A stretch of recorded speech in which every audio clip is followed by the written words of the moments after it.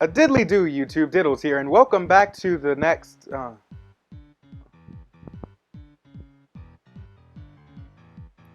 just suck at intros, don't I? A diddly do, how do you do, YouTube? Diddles here, and welcome back to my next reaction video. Today we are going to be reacting to a video by the name of Undertale, Mettaton's Pink Soul. Yep, Undertale. You should have known by now.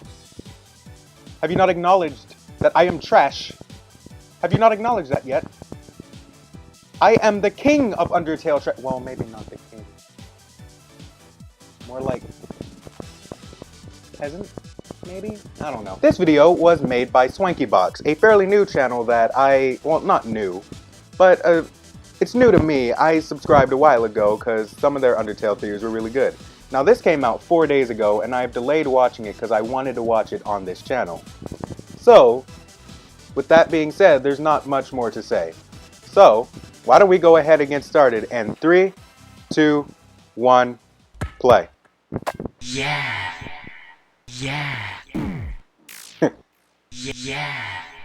Oh, okay. Glitz, glamour, legs, immaculate hair, Mettaton's legs, Bay. ghost smooching, and legs.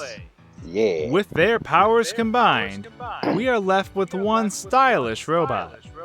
Mettaton has been a crowd favorite ever since Undertale's release, and it's easy to see why.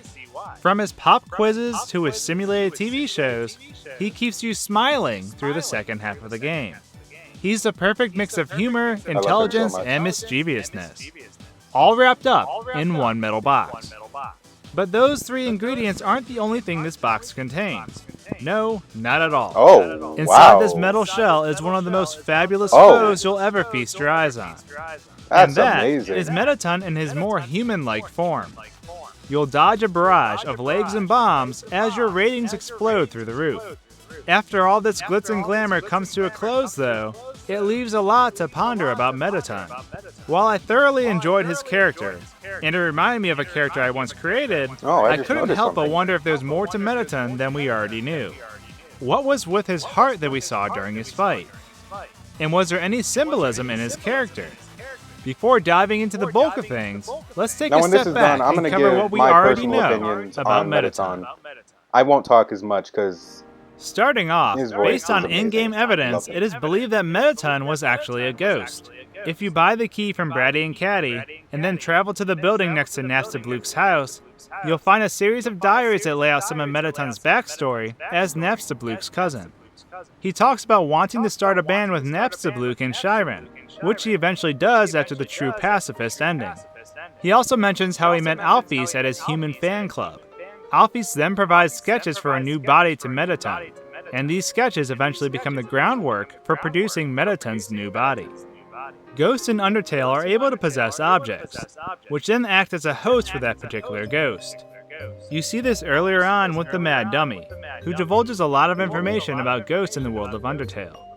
There are two forms that a spirit can have with its host: incorporeal and corporeal.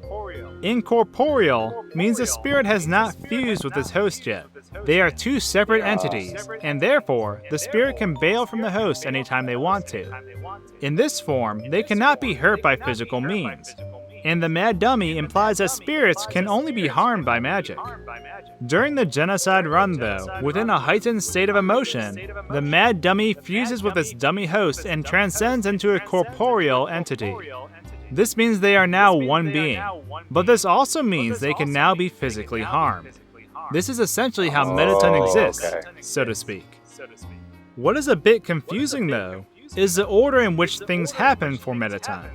We know that Mettaton can be physically harmed in their second form, Mettaton EX, but in their first form, they have max defense and are impenetrable. Does this mean that flipping the switch was a trigger for Mettaton to become one with their body? Or were they already corporeal before this happened? If they needed this switch flipped to become corporeal, it would make sense as to why this transformation had to take place, and that would be for Mettaton's happiness. But if they didn't, then it doesn't make sense as to why they would want to switch forms to fight the human, as their first form would surely crush them over time. Either way, With a defense as powerful as Mettaton's, it would be hard for a character to get past him in a neutral route. Which is essentially why I don't really understand why Mettaton transforms in the genocide route to fight the character, as our defense goes from 999 to negative 40,000, and thus they are eradicated by the player. Normal monsters can still give the genocide path character a run for their money, and ghosts honestly have the best chance of eliminating the character. So Mettaton had to have taken this into consideration before making the leap. So why did they still do it? Perhaps they believed that being true to themselves was more important than hiding in a shell for the remainder of their possibly short life. Even though Mettaton's original form was impenetrable, the genocide route character may have still found a way to kill them, and Mettaton thought about this in his calculations. It was better to die as a person he wanted to be, and not as someone he didn't. In some way, it is almost like he was a butterfly waiting to hatch from a cocoon, and it was better to see the light of day than never getting to spread his wings at all. And thinking about that is really depressing. Too often, people live in fear of being who they want to be, since they feel they will be judged by others. While I feel Mettaton's plan was to showcase his new body eventually, in the instance of the genocide route, I think to him, nothing mattered more than going out with a bang, and being his own sassy and eccentric self. I dwelled on this for a while, and this eventually got me thinking that Mettaton sort of represented confidence. He may not have always had this trait innately, but he projected the reach for the stars attitude and was empowered to pursue his dreams. In some capacity, it reminded me of the other traits that the humans had: determination, patience, bravery, etc. And all these traits had corresponding heart-shaped souls to accompany them, which triggered that cartoonish light bulb idea thing above my head. Now, I'm not saying Mettaton is a human, but he's a human. Obviously, I'm just kidding, but his heart is pretty interesting. Mettaton EX's heart isn't like the normal upside-down white souls that boss monsters leave behind after their death. In fact, his heart is actually pink, according to his map sprite, even though it is represented as white within the fight due to the color palette. It also tends to invert colors within battle, or at least change to a darker shade that is represented by black. This whole setup reminds me a lot of Krang's mechanical body from Ninja Turtles, except instead of a brain, we have a heart. Bruh. But could it possibly mean that even though his heart was artificially created in some aspect, that it still retains the properties of a human soul? Is the heart pink because it reflects confidence? Or is it simply because this is Mettaton's favorite color? We also have that pink goop that is located in Alfie's slab to take into consideration. Is this pink paint? Or does this have something to do with Mettaton's pink soul that we see? Assuming that this pink soul isn't just a pink power core designed to mimic a human soul. To complicate things further, Mettaton's Neo form showcases a different kind of heart, and that is the upside-down soul of a monster. This could obviously just be overthinking things, as it could just be a heart on his torso. But with as well thought out as Undertale is, I think the symbolism of an upside-down heart wouldn't just be added as a stylish addition. But of course, I could be wrong. All this draws me back to the root of the problem though, which we haven't touched on since the beginning of this video. And that is the topic of ghosts.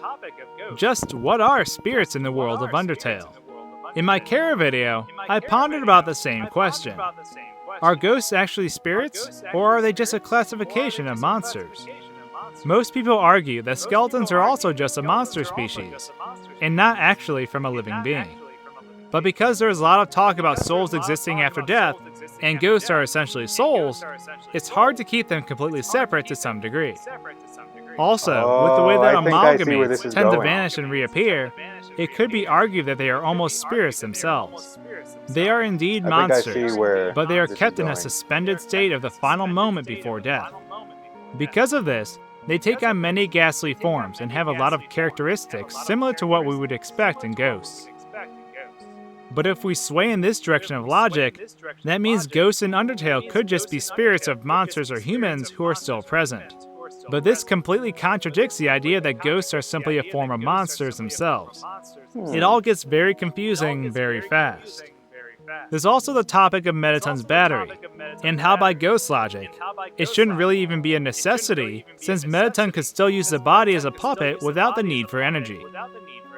Even without power, he could still move the arms and legs, unless becoming corporeal means playing by the rules of what you possess.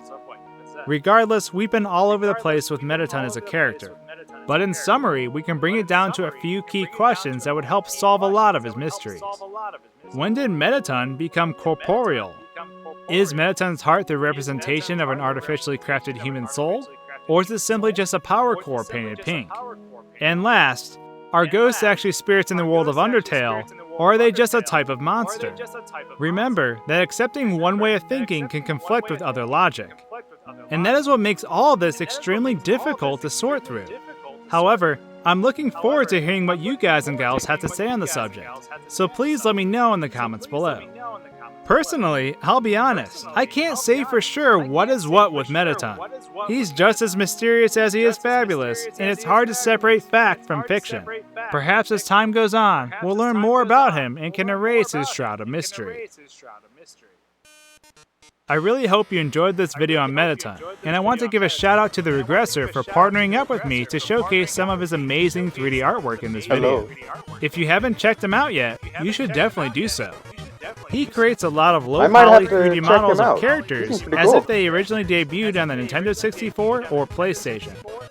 I provide links to their social profiles below, so you should definitely check them out if you have the chance. Thanks for tuning in to our robo-sensual discussion of Undertale. If you'd like to join us on our YouTube voyage and help make every moment just a little bit more fabulous, then the subscribe button is just what you're looking for. Thanks for watching, guys and gals, and until our next video, cheers. You've made it to the end of the video. But wait, your quest isn't over yet. If you haven't already, you can find our nonsense on Facebook, Twitter, and Tumblr. That way, we can annoy you on any social platform. Endlessly. There's also plenty of Undertale topics on this channel we could use your thoughts on, so feel free to check them out. There's a slew of other videos on my channel too, so regardless, I hope you enjoy.